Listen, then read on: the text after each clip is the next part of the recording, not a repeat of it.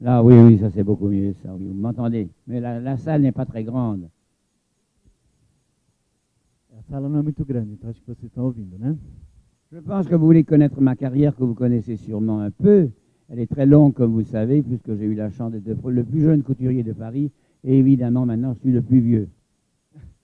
Eu acho que vocês já devem conhecer um pouco da minha carreira. Eu sou o mais antigo costureiro de Paris e agora eu sou mais velho, né? Eu sou um dos primeiros. Alors évidemment, la couture a été l'essentiel de ma vie. C'est par cela que j'ai commencé en travaillant avec Christian Dior au départ, puisque j'étais le premier employé de la maison Dior. Donc ça remonte très très loin, c'est en 1946. Voyez-vous, en 1946, j'étais devant la porte à 8 heures et la maison ouverte à 9 heures. Bom, a minha carreira eu comecei já com Christian Dior. Eu fui o primeiro empregado do Christian Dior, e isso em 1946. E eu começava às 8 da manhã e saía às 9 da noite. Mais comme auparavant, je voulais être acteur, danseur, comédien, donc j'ai pris des cours de danse et de théâtre.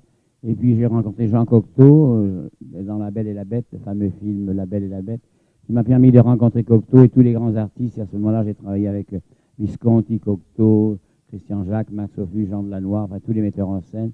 J'ai eu la chance de pouvoir travailler beaucoup dans le théâtre, dans le cinéma. Eu fui ator, dançarino, e eu também trabalhei muito no cinema. Trabalhei com Jean Cocteau, com o Visconti, com diversas pessoas que eu acho que vocês já devem saber. Tout ça pour vous sont des morts, bien sûr, malheureusement. É claro que eles todos já estão mortos, é claro. Ce sont des grands génies tout de même. J'ai eu la chance de les connaître et de travailler avec eux. Mas eles foram grandes gênios, eu tive a chance de conhecê-los e trabalhar com eles. Je ne parlerai pas de Cacá Dieguez, avec qui j'ai travaillé également dans le cinéma ici au Brésil. E também Cacá Diegues, com quem eu trabalhei aqui no cinema no Brasil. J'avais travaillé avec Jeanne Moreau dans le film, comme acteur dans un film Jean-Joanne la Française. Eu trabalhei no filme como ator Joanne la Française. Il y a longtemps, ça, il y a plus de au moins 40 ans. Isso já faz bastante tempo, mais ou C'est menos loin, 40 loin anos. aussi. En 1971. Voilà, 40 ans, je vous disais bien. Donc évidemment, le métier de la couture m'a permis d'être individuel, car je n'ai jamais eu des financiers comme Boussac, comme Arnaud, comme tous ces gens-là qui ont tous des finances bancaires. Moi, j'étais indépendant, j'ai survécu jusqu'à aujourd'hui, en tout cas, seul sur ma propre destinée de finances. Et donc, j'étais mon propre banquier, ce qui est assez rare dans ce métier, car je crois être l'unique dans ce cas-là. A minha vida inteira eu trabalhei na costura. Eu nunca tive nenhum financiador, como muitos outros costureiros tiveram. E tudo que eu fiz sempre foi por mim mesmo. E meu trabalho foi desenvolvido por mim mesmo. Eu sou o único costureiro que manteve a Maison por todos esses anos sozinho. Mais en tout cas, j'ai pu faire ce que j'ai voulu et je me suis réalisé à travers une mode influencée par dès que j'ai quitté Christian Dior.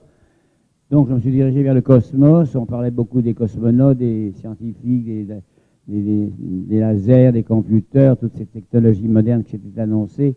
Et moi, j'étais très attiré par cette direction-là, plutôt que le costume, l'histoire du costume, que j'avais évidemment bien étudié, puisque ayant travaillé avec Christian Bérard. Donc ma carrière commençant chez Christian Dior, où j'ai eu très vite le plaisir de travailler 3 ans chez Dior. Je l'ai quitté pour monter une affaire de costumes de théâtre et de cinéma. Parce que la passion du cinéma, étant donné que je voulais être acteur et danseur, c'était un manque pour moi. J'aimais bien le travail de la mode, mais je voulais surtout faire du costume de théâtre pour rapprocher toujours les gens de la musique, la danse, le théâtre, enfin tous ces gens qui sont dans mon milieu en réalité. Eu trabalhei com Christian Dior durante 3 anos, mas eu acabei indo mais para a parte do teatro e do cinema, porque eu gosto de fazer figurinos de teatro e de cinema. É o que eu mais gosto, porque eu fui ator, dançarino, e isso é o que mais me interessa. É claro que me interessa fazer a moda, mas me interessa muito mais o teatro e o cinema, porque fazendo figurinos eu estou aproximando as pessoas. Bom, esse foi o início da minha carreira. Eu já tenho 88 anos, logo eu vou fazer 89, mas eu sempre tive muito sucesso na minha carreira, eu nunca tive um fracasso. Como vocês sabem, eu parti da alta costura e passei para o prêt-à-porter.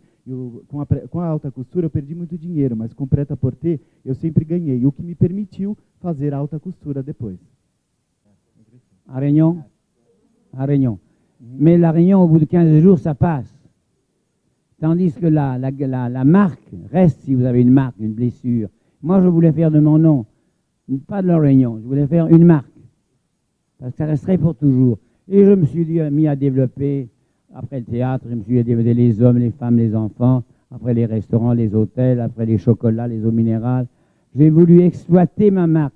Tout le monde m'a critiqué parce qu'il fait du chocolat. Pourquoi du chocolat? Des sardines, pourquoi des sardines? Moi, j'ai vécu la guerre. Et vous savez, la guerre, une boîte de sardines, c'était mieux qu'un flacon de parfum.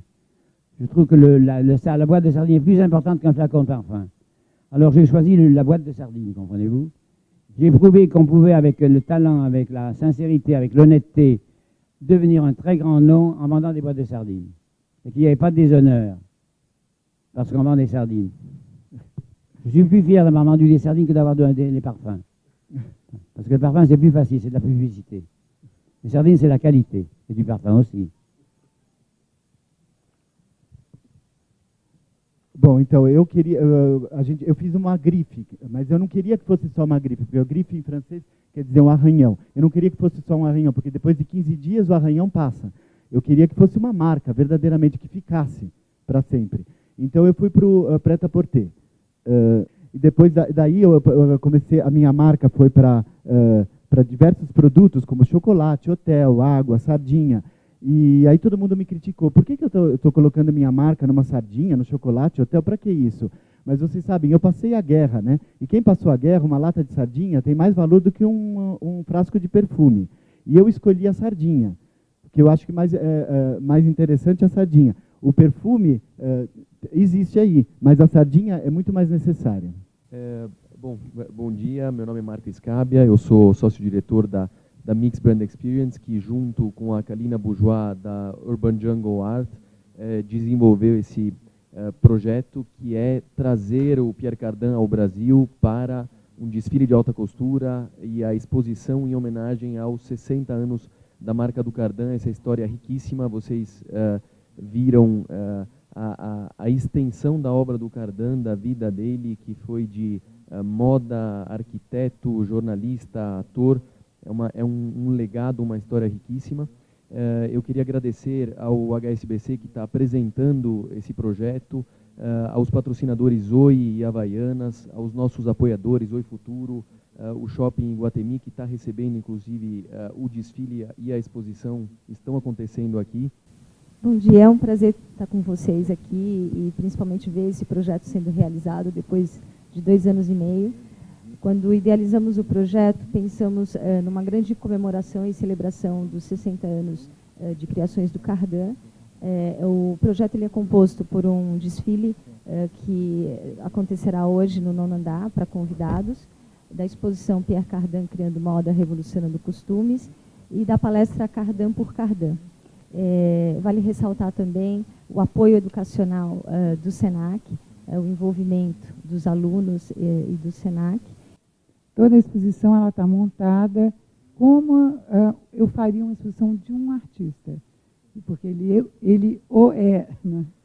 Então a exposição ela é dividida em 4 partes, ela foi dividida dessa forma por conta do próprio espaço. O Guilherme Snack, que é o cenógrafo, ele criou o espaço expositivo a partir do desenho de uma joia do Cardin, um colar que a Kalina está usando aqui. Então, toda a concepção do espaço foi feita a partir desse desenho e a exposição é dividida em 4 partes. No primeiro momento dela, a gente abre com as roupas Cosmocore, que são a fase mais conhecida do Cardin, a época que ele fez as roupas futuristas, que, na verdade, eram roupas muito justas, usando colãs, botas altíssimas. As roupas são tão atuais que a gente poderia usar qualquer uma delas hoje e sair se achando assim sensacional. Né? Non, le défilé sont les modèles d'aujourd'hui, bien sûr. La rétrospective, c'est le passé. Là, vous allez avoir une grande partie de ma collection que vous allez voir sur le podium. C'est évidemment la mode d'aujourd'hui, enfin ce que j'ai créé depuis 1 an, 2 ans, 3 ans.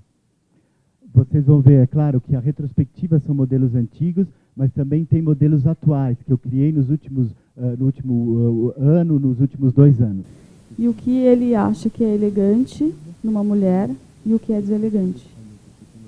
L'élégance en profondeur, c'est soi-même. C'est la La philosophie de l'être qui est intelligent, qui est élégant ou pas déjà, intérieurement. C'est un comportement, l'élégance.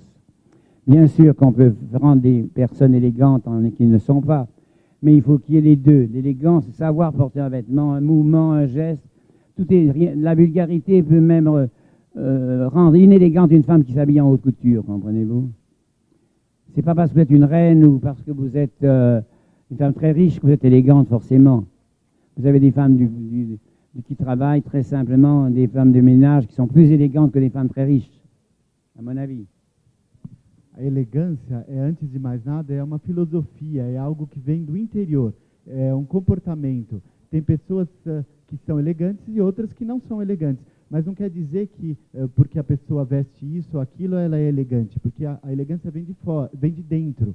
Então, por exemplo, você pode vestir uma roupa de marca e não ser elegante, e você pode vestir uma roupa comum e ser elegante. Não quer dizer, uma rainha pode não ser elegante, uma pessoa rica pode ser elegante ou não, mas é uma coisa que vem do interior. Até uma doméstica pode ser muitas vezes mais elegante do que uma pessoa. La mia vita non è virtuale, è reale. A minha vida não é virtual e real.